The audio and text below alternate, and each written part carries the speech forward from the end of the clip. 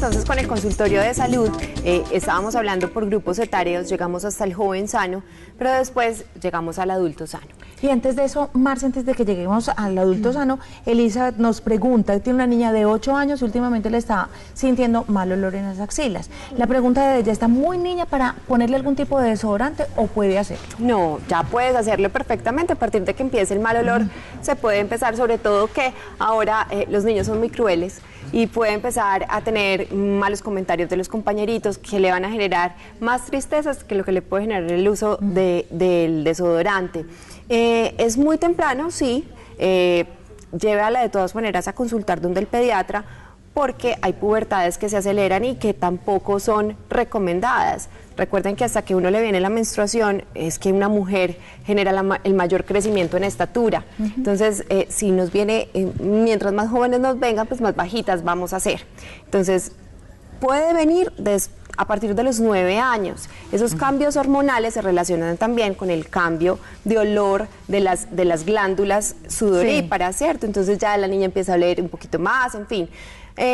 Es mejor de todas maneras consultar para que un pediatra le haga una evaluación completa y si él considera necesario mandar a hacer exámenes hormonales, pero de todas maneras ya puedes empezar a utilizar el desodorante sin ningún tipo de problema. Me refiero a que hay que mirar otros efectos del desarrollo sexual, si ya tiene botoncito mamario, si ya empezar a salir vello en lugares donde antes no habían. Esos cambios sí tienen que estar muy pendientes de ellos y detectarlos, porque a los 8 años es muy temprano para que estén. Bueno, ahora sí te dejo hablar entonces de la adultez. Ya, pasaron los 15 años. Los jóvenes, ya pasamos los jóvenes, vamos a adulto sano. En los programas de adulto sano nos enfocamos más en los pacientes que pueden tener enfermedades de transmisión sexual. Entonces nos enfocamos mucho en la parte de planificación en las mujeres, el uso de preservativos en hombres y en mujeres, y también muchos que ya lo hemos mencionado en el programa. A veces la promiscuidad como tal está descrita como más de 2 parejas sexuales en un año. Entonces, si nos ponemos a hacer cuentas, muchos de los televidentes y muchos de los pacientes entran dentro del campo de la promiscuidad.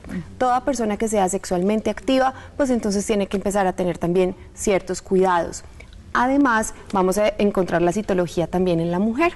Y la citología se tiene que hacer en todas las mujeres que lleguen a cierta edad. ¿Tiene alguna relación con la virginidad? ¿Qué pasa con las niñas que no han tenido relaciones? Toda la relación del mundo. Si una mujer no ha tenido relaciones sexuales, pues todavía no se le puede hacer la citología. A partir de que la mujer empieza a ser sexualmente activa, desafortunadamente en nuestra sociedad empiezan muy jóvenes, incluso niñas de 9, 10 años.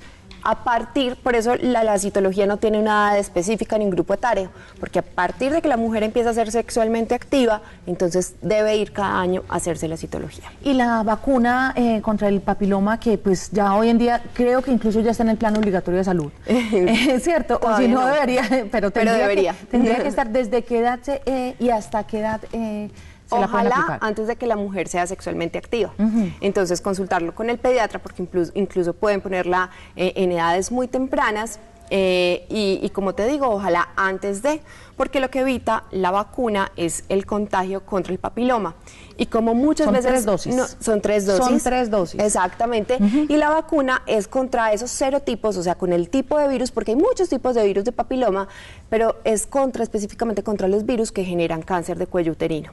Entonces, si la niña entra en contacto, pues no sabemos si ya tiene un contagio o no con el virus del papiloma. Y eso hay que hacerlo. Y pilas, ponerle la vacuna a nuestras hijas no es darles permiso para que tengan relaciones sexuales. Si quieren no le digan que es contra eso, es que es le otra pongo vacuna. La vacuna y entonces ya le estoy diciendo usted puede hacerlo. No, el tema es que primero es la responsabilidad, primero es el tema de la salud y de la prevención. Si uno puede, a través de esta vacuna, prevenir que en el futuro adquiera un cáncer, pues que puede costarle la vida, olvídese pues que prefiero 20.000 veces pues la vacuna, y eso hay que hacerlo sí o sí. Hoy en día lo triste es que vacunar. No solo puede ir en contra de la vida de la niña, sino que también puede afectar muchas otras cosas. También puede afectar la fertilidad, por ejemplo, porque cuando se empieza a detectar el cáncer del cuello uterino, empiezan a hacer un procedimiento que se llama la conización. La conización es que van sacando capitas del cuello uterino, y tú sabes que el bebé que se tiene que contener dentro de ese útero, si tiene el cuello más cortico, ese útero puede llegar a ser insuficiente para gestar el bebé durante los 9 meses. Entonces puede incluso generar problemas de fertilidad. Lo importante es prevenir. Hay que hacerlo entonces. Desde que antes de que tenga una vida sexual. Pero si ya inició, porque como hoy inician tan chiquiticos también como con todo, digamos que una niña de 13 años, 14 años, que no es lo indicado que haya iniciado su vida sexual, pero aún así podría ponerle la vacuna y esta ser efectiva. No sabemos qué tan efectiva puede ser, pero sí se le puede poner la vacuna, porque si estuvo en contacto, si fue contagiada antes de ponerle la vacuna, pues ya no sirve.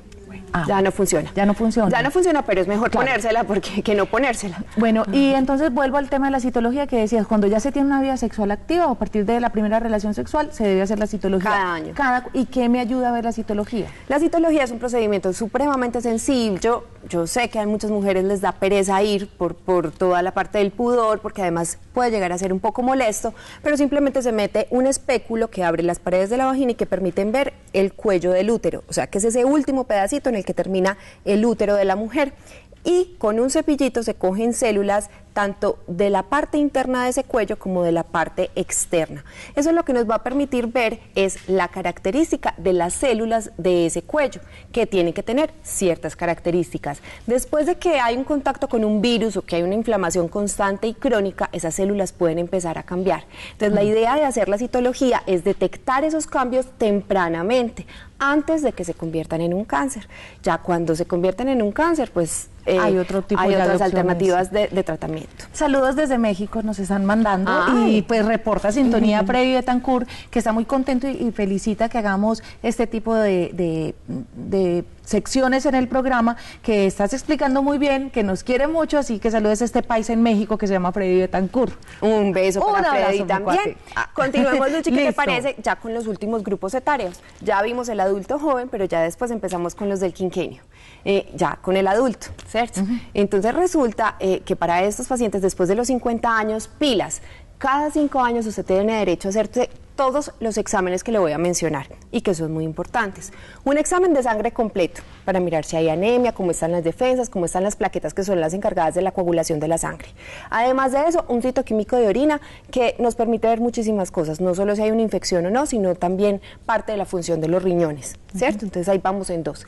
Y después vamos a hacer el colesterol y los triglicéridos.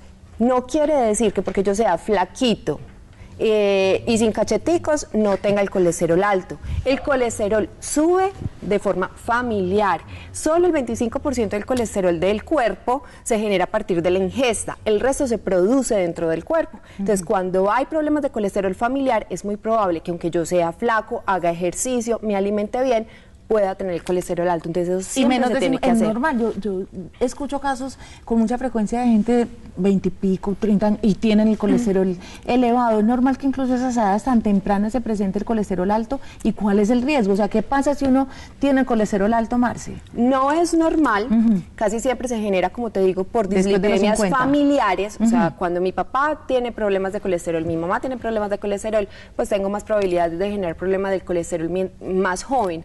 El problema del colesterol alto es que no genera síntomas en la mayoría de las veces. Muchas veces puede generar dolores de cabeza, mareos, pero no siempre los genera. Puede que yo esté completamente asintomático y tenga el colesterol alto, entonces es algo que hay que medir, ¿cierto? Porque si un examen en ayunas. Porque si lo tengo alto, tengo un mayor riesgo a sufrir eventos cardiovasculares, a sufrir un infarto, a sufrir un derrame, y mientras más joven empiece a sufrir de colesterol, pues más riesgo tengo de sufrir de una enfermedad cardíaca a más temprana edad. Entonces es algo que se tiene que revisar. En la mayoría de las veces se alivia solamente con una buena dieta y ejercicio, pero en el caso de que ya hayan hecho todos esos procedimientos, pues hay que tomar entonces medicamentos para mantenerlos normales, porque si no se pegan de las arterias del corazón y de todas las arterias del cuerpo, y es ahí donde empieza a haber problemas. ¿Cuál es la relación del colesterol y los triglicéridos? Siempre es como si estuvieran junticos siempre en todos los exámenes. ¿Qué hace uno y qué hace el otro entonces? Son tipos de colesterol, ya de la parte química del componente, pero cuando yo mido el colesterol total, hay varios tipos de colesterol, los triglicéridos hacen incluso parte de esa medición del colesterol total. Entonces, son simplemente tipos de grasas diferentes. Tanto en el colesterol total, hay también otros tipos de colesterol, que es el LDL y el HDL.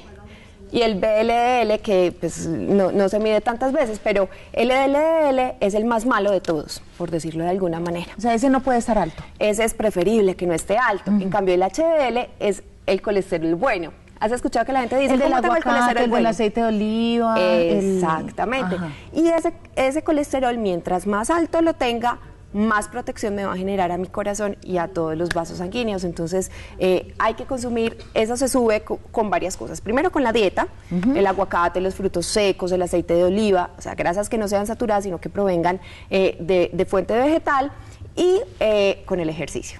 El ejercicio también sube el colesterol bueno. Entonces hay que hacer ejercicio con mayor razón. Ayer que tuvimos ese programa. Ahora hablemos de los hombres y el cuidado, porque si las mujeres nos tenemos que hacer la citología y hemos creo que aprendido a ser muy juiciosas, los hombres tienen que hacerse necesariamente el examen de próstata y no hay absolutamente ningún examen, lamentablemente, que hasta el momento reemplace lo que es el tacto rectal, que tanto ha alejado a los hombres de los consultorios. Desafortunadamente los ha alejado, pero no puede ser así, porque como les decía, el examen de sangre, que es el antígeno de próstata, no reemplaza el tacto rectal.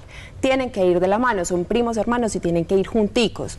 ¿Es una molestia? Sí, pero nosotros también nos hacen la citología, la mamografía y lo permitimos, así que pues los hombres también deben hacerse este examen, porque no solo el cáncer de próstata es delicado, también hay momentos en los que se crece la próstata y genera síntomas que son muy molestos. Los hombres por encima de los 40 años deben hacerse un tacto rectal y un antígeno prostático cada año, algunos por encima de los 40, otros, dependiendo del antecedente familiar y personal, y otros por encima de los 50. Pero además de eso, tienen que hacerse todo este control, porque los síntomas, como te decía, pueden llegar a ser muy molestos. Los hombres que se están levantando en la noche a ir al baño constantemente, que sienten muchísimos deseos de ir al baño y cuando llega son 2 o 3 goticas, que además tiene que hacer fuerza para empezar la micción. Pilas. Salpican la taza más de lo normal. Exacto, y que quedan goticas después del el pantalón se humedece, incluso empiezan con olor como orina. Pilas, porque esos son síntomas prostáticos, no siempre están relacionados con el cáncer de próstata. ¿Y la función sexual? Digamos que el tema también se puede ver afectada. Exactamente, entonces pues, a consultar. Pero este consultorio está buenísimo, yo sé que ustedes también lo están disfrutando porque hay muchas preguntas a través de nuestras redes y más adelante entonces volveremos con más espacios para el consultorio hoy con Marce.